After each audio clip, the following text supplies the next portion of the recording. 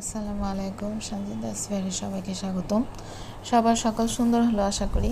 তো আজকে ছেলের পাসপোর্টের জন্য কিছু ডকুমেন্টস জমা দেওয়ার কথা ছিল, তাই পাসপোর্ট অফিসে গিয়েছিলাম সকালে। আমি আমার হাজব্যান্ড সবাই গিয়েছিলাম। তো আল্লাহর রহমতে কাজ হয়েছে 11টার মাঝে। এই তো দেখতেছেন লোটে মাছটা লবণ দিয়ে ধুয়ে নিলাম। আজকে একটু সহজ রান্না করব। সকালে বাইরে খেয়ে এসেছি কাজ শেষ করে, এটা জাস্ট রাতের জন্য। লোটে মাছ ঝুরি করব আজকে। ঝুরিটা আমি সাধারণত আস্ত পেঁয়াজ দিয়ে করি। লোটে মাছটা একটু ভালোভাবে ধুয়ে নেবেন লবণ দিয়ে কয়েকবারে, কারণ এইসব ধরনের যেসব মাছ আছে একটু ভালো করে ধোয়া লাগে। যতই ধুবেন দেখবেন আপনি একটু ঘোলা পানি আসতেছে।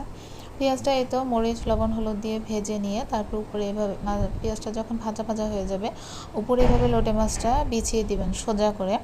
কিছুক্ষণ তারপর ঢাকনা দিয়ে ঢেকে রাখবেন। লোটে মাছে এমনি অনেক পানি থাকে, কোনো রকম এক্সেস পানি দেওয়ার প্রয়োজন হয় না।